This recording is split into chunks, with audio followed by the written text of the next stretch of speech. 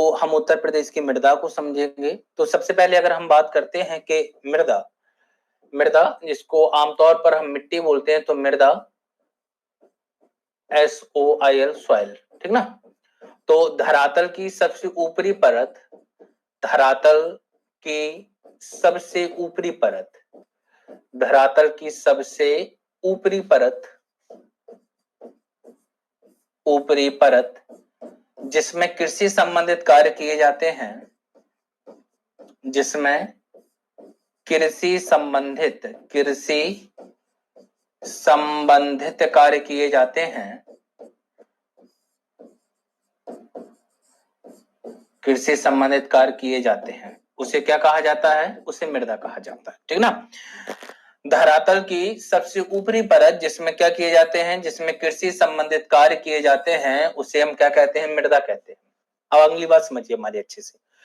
तो धरातल की वह परत जिसमें कृषि संबंधित कार्य किए जाते हैं, और कृषि संबंधित कार्य तभी संभव है जब इस मिट्टी में पर्याप्त मात्रा में पोषक तत्व पाए जाएंगे, पोषक तत्व या खनिज तत्व। जब इसमें पर्याप्त मात्रा में क्या पाए जाएंगे? जब इसमें पर्याप्त मात्रा में पोषक तत्व या खनिज तत्व पाए जाते हैं, पोटेशियम है, मैग्नीशियम है, ठीक ना, आपका नाइट्रोजन है, फास्फोरस है, ये सारे। तो इसमें पर्याप्त मात्रा में क्या पाए जाने चाहिए? तो इसमें पर्याप्त मात्रा में क्या पाए जाते हैं?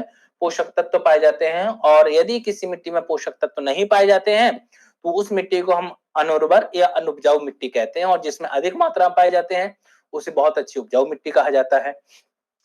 अगर हम बात करते हैं ICAR की, और ये भारत की मिट्टी जब हम पढ़ा रहे थे, जब इसकी बात हो चुकी थी, ICAR Indian council of agriculture and research, इसी को ऐसे बोल दिया जाता है, इंडियन एग्रीकल्चर रिसर्च काउंसिल, यानी भारतीय कृषि अनुसंधान परिषद। और भारतीय कृषि अनुसंधान परिषद कहां पर है? दिल्ली में है। और इसके द्वारा जो उत्तर भारत की, ना कि उत्तर प्रदेश की, भारत की मृदाओं को कितने भागों में बांटा गया था? तो इसके द्वारा भारत की मृदाओं को बांटा गया 8 भागों में। और 8 भागों की अगर हम बात करते हैं तो एक मिट्टी आती है जलोढ़ मृदा, और जलोढ़ मृदा के बाद दूसरी आती है जो सर्वाधिक मात्रा में पाई जाती है। भारत देश में सर्वाधिक मात्रा में कौन सी मिट्टी पाई जाती है? जलोढ़। और जलोढ़ मृदा के बाद दूसरी सर्वाधिक मिट्टी लाल मृदा या पीली मिट्टी, जब ये निच्छादित हो जाती है। उसके बाद तीसरे नंबर पर कौन सी आती है? काली मृदा, ठीक ना। चौथे नंबर पर कौन सी आती है? लैटेराइट मृदा। मैं सभी मिट्टियों को नहीं लिख रहा हूं, ये हमारा टॉपिक नहीं है, हम इसको पढ़ चुके हैं। अगर हम ICAR भारतीय कृषि अनुसंधान परिषद के वर्गीकरण के आधार पर देखें तो इनमें से ICAR के द्वारा जो 8 मिट्टियों का विभाजन किया गया, उन 8 मिट्टियों में से भारत में उत्तर प्रदेश में केवल 2 मृदाएं पाई जाती हैं। और उत्तर प्रदेश में वो 2 मृदाएं कौन सी पाई जाती हैं? तो एक जलोढ़ और एक है लाल या पीली मिट्टी। कौन सी है? लाल या पीली मिट्टी। अब फिर इनका वर्गीकरण कर दिया गया। अब देखिएगा यूपीपीसीएस में इस प्रकार से एक प्रश्न पूछा गया था कि भारतीय कृषि अनुसंधान परिषद के द्वारा उत्तर प्रदेश में कौन, या भारतीय कृषि अनुसंधान परिषद के द्वारा मृदा का वर्गीकरण किया गया, उस आधार पर उत्तर प्रदेश में कौन सी 2 महत्वपूर्ण मृदाएं पाई जाती हैं? तो एक का नाम कौन सी है? जलोढ़। और दूसरी का नाम क्या है? तो दूसरी का नाम है लाल या पीली मिट्टी। कौन है? लाल या पीली मिट्टी, ठीक है ना। तो ये बात आपको याद रखनी है। देखिएगा, अगर आपको याद होंगे उत्तर प्रदेश के भौतिक प्रदेश,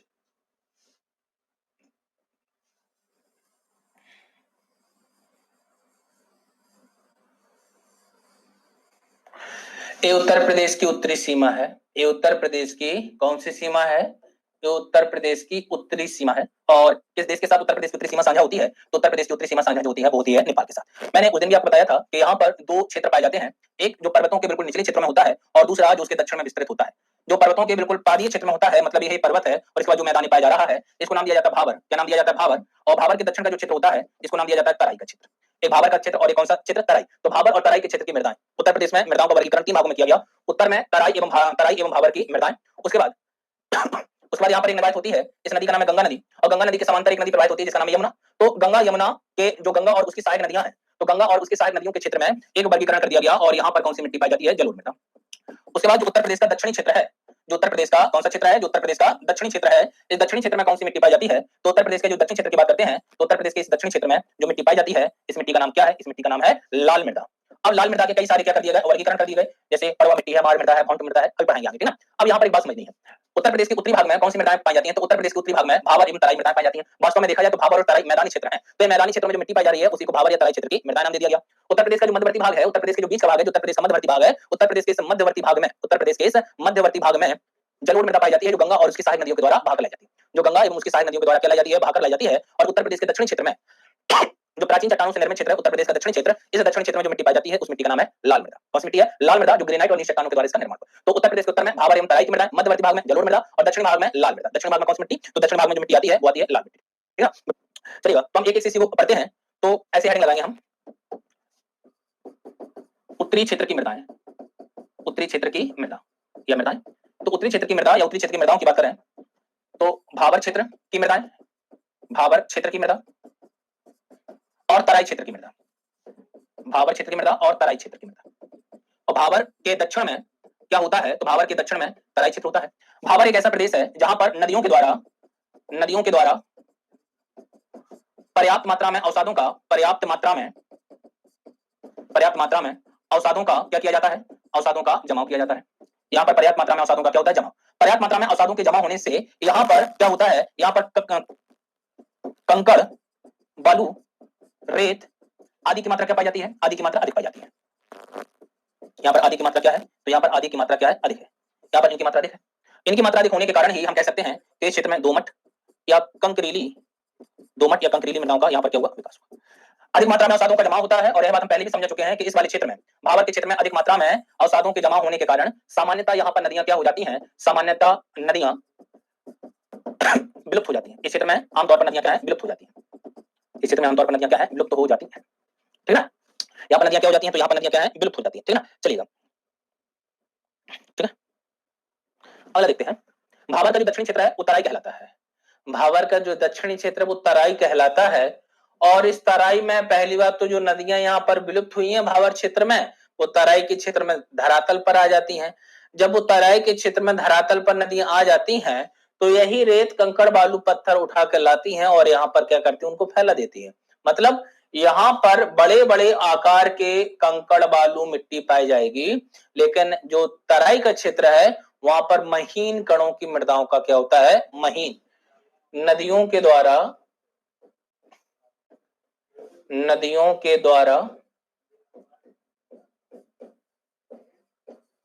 महीन कणों वाली मृदा का विकास हो जाता है। मृदा का विकास हो जाता है, एक बात हो गई। दूसरी बात बाबू ये है कि जब नदियां इस क्षेत्र में आ जाएंगी तो जल भराव की समस्या उत्पन्न हो जाएगी। अचानक से नदियां आ जाती हैं तो जल भराव की समस्या होने के कारण यह क्षेत्र दलदल होता है, या हम कह सकते हैं इस क्षेत्र में नम भूमि पाई जाती है, जिसको हम आर्द्र भूमि कहते हैं। पर्यावरण में हमने पढ़ा है आर्द्र भूमि या नम भूमि। प्रत्येक वर्ष 2 फरवरी को आर्द्र भूमि दिवस मनाया जाता है। तो इस क्षेत्र में आर्द्र भूमि या नम भूमियों का विकास हो जाता है। आर्द्र भूमि और नम भूमि। इस आर्द्र भूमि या नम भूमि की अगर बात करते हैं तो इस आर्द्र भूमि या नम भूमि में पहली बात तो महीन कणों वाली मिट्टी रहती है, साथ ही साथ में बहुत ज्यादा यहाँ पर नमी रहती है। तो महीन मिट्टी और नमी अधिक होने के कारण इस क्षेत्र में धान, गन्ना, मखाना की कृषि क्या की जाती है? अधिक की जाती है। अगर हम उत्तर प्रदेश से थोड़ी बाहर की बात करें तो पूरे भारत देश का लगभग 98% मखाना इसी क्षेत्र में पैदा किया जाता है, तराई के क्षेत्र में। और वो 98% जो मखाने की पैदावार है वो कहां पर होती है? बिहार में होती है। कहां पर होती है? बिहार। पूरे भारत देश में सबसे ज्यादा मखाने का उत्पादन, मखाना समझते हैं ना, सबसे ज्यादा मखाने का उत्पादन जो होता है वो बिहार करता है, इसी तराई क्षेत्र में। वहां पर उसे एक नाम दिया जाता है चौसा। क्या? चौड़ भूमि। जो यहाँ पर नम भूमि है वहीं पर उसे चौड़ भूमि के नाम से जानती है, चौसा भूमि के नाम से भी जानते हैं, ठीक ना। तो इतना याद रखिएगा, आर्द्र भूमि या नम भूमि पाई जाती है कहां पर? तराई क्षेत्र में। कहां पर पाई जाती है? तो तराई क्षेत्र में पाई जाती है। क्षेत्र लिखा है, चलिए हम दोबारा से लिख देते हैं, तराई क्षेत्र, ठीक ना। और इस नम भूमि या आर्द्र भूमि में जैसे धान है, गन्ना है, सब्जी है, धान है, गन्ना है, सब्जी है, मखाना है, इनकी कृषि क्या होती है? इनकी कृषि अधिक होती है। इनकी कृषि क्या होती है? अधिक होती है। तो एक है आपकी भावर क्षेत्र की मृदा और दूसरी आपकी तराई क्षेत्र की मृदा। भावर क्षेत्र की मृदा और तराई क्षेत्र की मृदा, जल्दी से स्क्रीनशॉट लीजिएगा। अगला देखिएगा, अगली आती है हमारी, ये तो उत्तर की मृदाएं हो गई, उत्तर की मृदाएं। अब आती है मध्यवर्ती क्षेत्र की मृदाएं, और उत्तर प्रदेश के मध्यवर्ती क्षेत्र में जो मृदा पाई जाती है वो है जलोढ़ मृदा। ठीक है ना।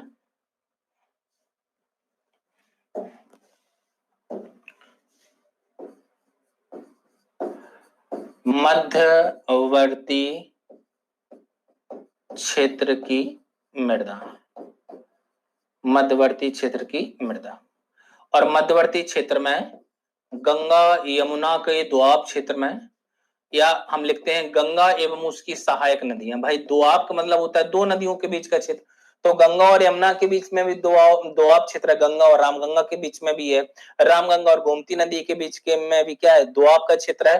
तो गंगा एवं उसकी सहायक नदियों,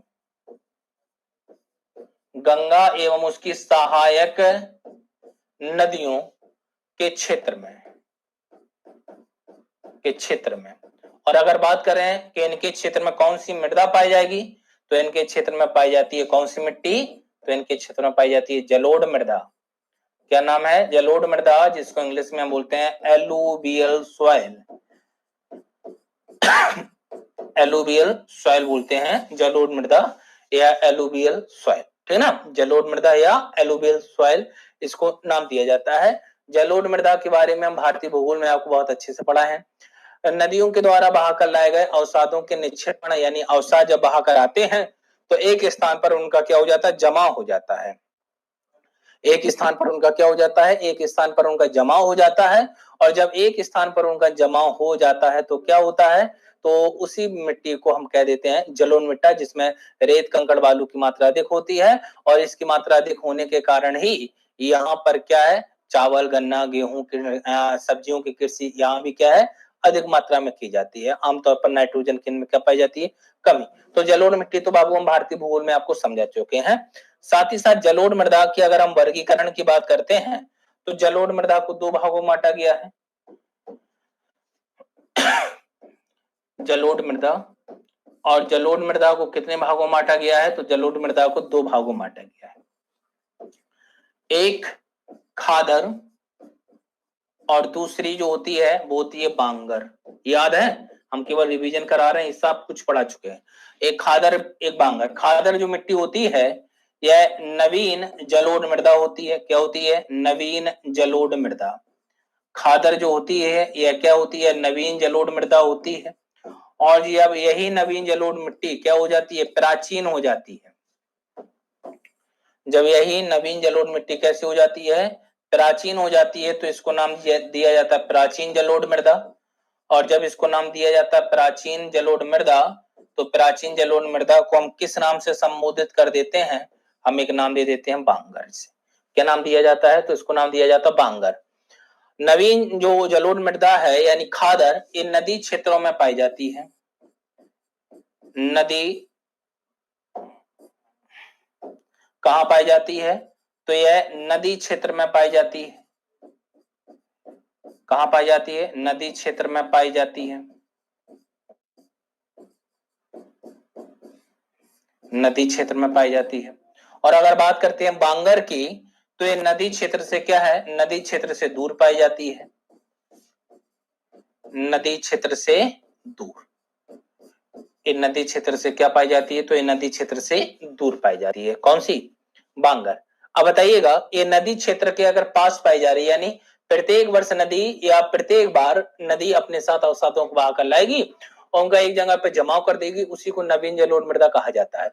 तो हमेशा याद रखिएगा, जो मिट्टी नवीन होगी, जो नदियों के द्वारा अभी अभी बहाकर लाई गई है, उसमें पहले तो कभी कृषि कार्य हुए नहीं होंगे, उसमें पहले तो कभी फसलों का उत्पादन हुआ नहीं होगा। तो यह एक ऐसी मिट्टी होती है यह एक ऐसी मिट्टी होती है, कौन सी, खादर, जो नवीन होती है, साथ ही साथ इसका उपजाऊपन अधिक होता है, यानी इसकी उत्पादकता क्या है, तो इसकी उत्पादकता जो है वो अधिक होती है, या हम कह सकते हैं उपजाऊ जो है अधिक होती है। उपजाऊ क्या होती है, यह अधिक मात्रा में उपजाऊ होती है, ठीक ना। और बांगर क्या हो जाएगी, ये कम उपजाऊ होती है। ऐसी बात नहीं है उपजाऊ नहीं होती, लेकिन क्या होती है, कम उपजाऊ होती है। क्या होती है, कम उपजाऊ होती है, ये इसकी उत्पादकता क्या है, कम होती है। अब नवीन जलोढ़ मिट्टी है जो नदी क्षेत्र में पाई जाती है, और नदी क्षेत्र में पाए जाने के कारण ही यहाँ पर बाढ़ आने की संभावना अधिक है, बाढ़ आने की संभावना अधिक।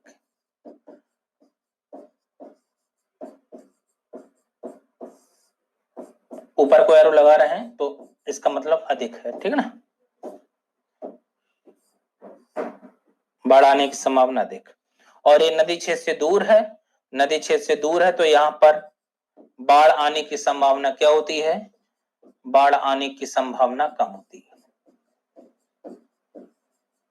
यहाँ पर बाढ़ आने की संभावना क्या है, तो यहाँ पर बाढ़ आने की संभावना जो है वो यहाँ पर कम होती है। एक जगह पर अधिक तो दूसरी जगह पर कम, ठीक है ना। चलिएगा अब हमारी बात समझिएगा, मान लीजिएगा इसको बनाइएगा, मैं एक आपके लिए नदी बनाता हूं फिर समझाता हूं। चलिएगा मान लीजिएगा एक ये नदी है, कोई मान लीजिएगा इस प्रकार से एक नदी बह रही है, हालांकि सीधी तो नहीं बहती है, मैंने बता दिया।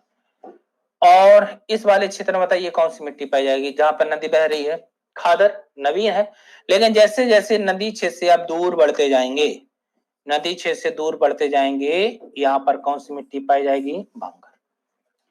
तो नदी क्षेत्र से जैसे जैसे दूर, मान लीजिएगा यहाँ पर ए मोहल्ला है, ए नगर है, यहाँ पर बी है, यहाँ पर सी, इस प्रकार से, और ये इस प्रकार से एक रास्ता जा रहा है। तो सीधी सी बात है, ये नदी क्षेत्र के पास है, यहाँ पर बाढ़ आने की संभावना अधिक है, और ये नदी क्षेत्र से दूर है, यहाँ पर बाढ़ आने की संभावना कम है। तो जहां पर बाढ़ आने की संभावना अधिक होगी, तो बाढ़ अपने साथ क्या करती है, नवीन नवीन अवसादों को बहाकर लाती है और उनको एक जगह पर क्या कर देती है, निक्षेपित कर देती है, उनका एक जगह पर क्या कर देती है, निक्षेपण कर देती है। और जब उनका एक जगह पर निक्षेपण कर देती है तो इसे क्या नाम दिया जाता है, तो इसे नाम दिया जाता है नवीन जलोढ़ मृदा। क्या नाम दिया जाता है, नवीन जलोढ़ मृदा या खादर। और जहां जब ये धीरे धीरे पुराना होता जाएगा तो उसी को नाम दिया जाता है बांगर।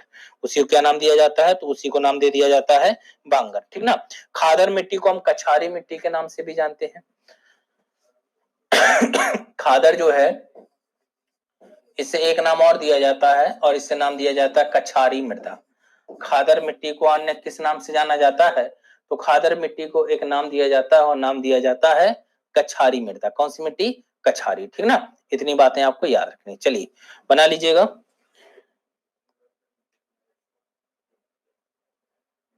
ठीक है ना।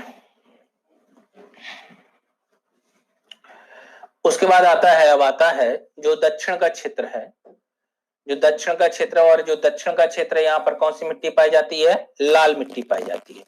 यहाँ पर कौन सी मिट्टी पाई जाती है, तो यहाँ पर जो मिट्टी पाई जाती है, यहाँ पर लाल मिट्टी पाई जाती है। दक्षिण के पठारी क्षेत्र की मृदाएं की बात कर रहे हैं, तो लाल मृदा जो है वो दक्षिणी प्रयागराज से लेकर चंदौली, सोनभद्र, मिर्जापुर, और साथ ही साथ कहां पर, ललितपुर और झांसी तक ये पाई जाती है, ठीक ना। पूरे क्षेत्र में पाई जाती है, यानी जो पूरा निचला क्षेत्र है, जो पूरा इस पूरे निचले क्षेत्र में ये ललितपुर है, ललितपुर से लेकर प्रयागराज, और प्रयागराज से लेकर सोनभद्र, बीच में वाराणसी, चंदौली मिलता है, चंदौली यहाँ पर है, वाराणसी यहाँ पर है। इस पूरे क्षेत्र में कौन सी मिट्टी पाई जाती है, लाल।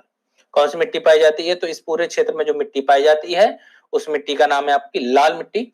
लाल मिट्टी की अगर हम बात करते हैं, पढ़ा चुका हूं मैं, एक ग्रेनाइट एवं नीस, प्राचीन काल की ग्रेनाइट और नीस चट्टानों से, ग्रेनाइट एवं नीस, ग्रेनाइट एवं नीस चट्टान से निर्मित है। किससे निर्मित है, ग्रेनाइट एवं नीस चट्टान से किससे निर्मित है, तो ग्रेनाइट और नीस चट्टान से निर्मित है। यानी जब इनका अपक्षय हो गया, अपर्दन हो गया, अपक्षय हो गया, टूटने फूटने की प्रक्रिया हो गई इन चट्टानों की, तब कहीं जाके कौन सी मिट्टी बनती है, तब कहीं जाके बनती है लाल मिट्टी। अगर हम बात करें कि लाल मिट्टी में उत्पादन, तो पढ़ा चुका हूं मैं आपको, इसमें मोटे अनाज पाए जाते हैं, मोटे अनाज जैसे ज्वार, बाजरा, मक्का, चना, मटर। और साथ ही साथ इसमें क्या पाए जाते हैं, तिलहन फसलें भी उगाई जाती हैं। ऐसी फसलें जिनसे हमें तेल की प्राप्ति होती है, तिलहन फसलें। मोटे अनाज को एक नाम और दिया जाता है दलहन फसल, मोटे अनाज को एक नाम और दिया जाता है, और मोटे अनाज को क्या नाम दिया जाता है, दलहन फसल। तो अगर आपसे पूछा जाए दलहन फसलें किस मिट्टी में उगाई जाती हैं, लाल मिट्टी में, उत्तर प्रदेश के दक्षिणी क्षेत्र में उगाई जाती हैं। और अगर आपसे पूछा जाए तिलहन फसलें, तब भी उत्तर प्रदेश के दक्षिणी भाग में, ठीक ना। तो तिलहन और दलहन फसलें यहाँ पर उगाई जाती हैं, ठीक है ना, स्क्रीनशॉट। अब देखिएगा दक्षिण के क्षेत्र में और छोटी छोटी सी कई मिट्टी पाई जाती है, जैसे एक मिट्टी है जिसको पड़ुआ मिट्टी बोलते हैं, पड़वा, इसे परवा या पड़ुआ मिट्टी भी कहते हैं, और ये जालौन हमीरपुर के क्षेत्र में मुख्य रूप से पाई जाती है। मैं आपको कई बार बताया हूं, मैं बुंदेलखंड के जालौन जिले से रहता हूं, तो हमारे यहाँ पड़ुआ मिट्टी पाई जाती है। कौन सी मिट्टी पाई जाती है, पड़ुआ बोलते हैं हमारे यहाँ, जालौन के क्षेत्र में से पड़ुआ बोलते हैं, ठीक ना। पड़ुआ और मार, दो प्रकार की मिट्टी पाई जाती है। पड़ुआ मिट्टी की अगर हम रंग की बात करते हैं तो हल्का रंग होता है, या तो हल्का लाल दिखाई देगा या हल्के ग्रे कलर का दिखाई देता है, भूरे कलर का दिखाई देता है। और इसमें बालू की मात्रा भी अधिक होती है, बालुई दोमट मिट्टी होती है। अगर हम इसकी बात करते हैं तो इसमें मुख्य रूप से मसूर हो गया आपका, चना हो गया आपका, मटर हो गया आपका। देखिएगा अधिकांश तिलहन और दलहन फसलें, मसूर तिलहन फसल हो गई, सॉरी मसूर दलहन फसल होगी, दाल की प्राप्ति होती है, चना मटर हो गया। साथ ही साथ इसमें गेहूं की कृषि भी की जाती है, ठीक ना। तो ये सारी इसमें क्या की जाती है, कृषि की जाती है। इस समय यानी वर्षा ऋतु में इसमें तिलहन भी उगाया जाता है, तिलहन में तिल, ठीक ना। तो तिलहन न लिख के हम केवल तिल लिख दे रहे हैं तिल उगाया जाता है इसमें, ठीक ना, तिल। तो पड़वा या परवा, परवा लिखा ना कि पखा लिखा, परवा मिट्टी या पड़ुआ मिट्टी उत्तर प्रदेश के जालौन और हमीरपुर के क्षेत्र में पाई जाने वाली एक महत्वपूर्ण मृदा है, ठीक ना। अगली देखते हैं, अगली मिट्टी है मार मृदा, इसे माड़ भी कहते हैं, रंग इसका काला है, और इसकी उपज, इस देखिएगा ये भी जालौन पाई जाती है ना, इसकी उपज जो है वो पड़ुआ मिट्टी से अधिक होती है, इसकी उपज जो है वो पड़ुआ मिट्टी से अधिक होती है। इसमें भी मुख्य रूप से मटर, मुख्य रूप से चना, पहले के जमाने में इसमें कपास होती थी, लेकिन वर्तमान समय में बुंदेलखंड क्षेत्र में कपास नहीं होता है, ठीक ना, सहारनपुर बागपत के क्षेत्र में कपास होता है, ठीक ना। तो मटर, चना, इसी के साथ साथ इसमें गेहूं की भी कृषि होती है पर्याप्त मात्रा में, किसकी, गेहूं की, ठीक ना। तो ये सारी इसमें कृषि होती है। उसके बाद है राकड़ मृदा, राकड़ को राकर के नाम से भी जानते हैं, राकड़ को राकर मृदा भी कहते हैं। ये लाल भूरे रंग की दानेदार मृदा होती है, दाने दाने रवीली टाइप की होती है, और इसमें तिल और चना बोया जाता है। बात करते हैं अगर इसकी, तो झांसी ललितपुर के क्षेत्र में पाई जाती है। कहां पाई जाती है, झांसी, और झांसी के साथ साथ ललितपुर, झांसी ललितपुर के क्षेत्र में मिट्टी पाई जाती है। कौन सी, राकड़ या राकर, ठीक ना। एक और है भौंटा, भौंटा मिट्टी जो है वो विंध्याचल पर्वत जो कि उत्तर प्रदेश और मध्य प्रदेश की सीमा पर स्थित है, यानी उत्तर प्रदेश और मध्य प्रदेश की क्या बनाता है, सीमा। तो विंध्यन क्रम की चट्टानों के टूटने फूटने से कौन सी मिट्टी का निर्माण हुआ, तो विंध्यन क्रम की चट्टानों के टूटने फूटने से भौंटा मिट्टी का निर्माण हुआ, जिसमें मोटे अनाज यानी दलहन फसलें उगाई जाती है। मोटे अनाज यानी कौन सी फसल, यानी दलहन फसल इसमें उगाई जाती है। कौन सी फसल उगाई जाती है, इनमें दलहन फसलें अधिक मात्रा में उगाई जाती है, ठीक ना। तो ये आपकी, अब इसके आगे नहीं होगा, यहीं से स्टार्ट किए थे। तो ये आपकी कुछ इंपॉर्टेंट मृदाएं थी। अब देखिएगा, अगर आप रियलाइज कर रहे होंगे, जो अगर अच्छे से भारतीय भूगोल पढ़े हैं, तो अधिकांश उत्तर प्रदेश की चीजें हमने भारतीय भूगोल में ही समेकित की है। लाल मिट्टी आपको पढ़ा है, जलोढ़ पढ़ा है, उत्तर प्रदेश की नदियां गंगा, यमुना, रामगंगा, गोमती, गंडक, ठीक ना, सारी वही है, ठीक ना। अगर आपने वो चीजें बहुत अच्छे से पढ़ी हैं तो ये चीजें आपको बखूबी समझ में आएगी। एक प्रकार का हम कह सकते हैं कि आपका एक प्रकार का रिवीजन हो रहा है, एक प्रकार का आपका क्या है, रिवीजन हो रहा है। तो अगला कल का हमारा टॉपिक रहेगा, आज मिट्टी हो गई, कल कृषि एवं पशुपालन। उत्तर प्रदेश में कहां पर कौन सी कृषि की जाती है।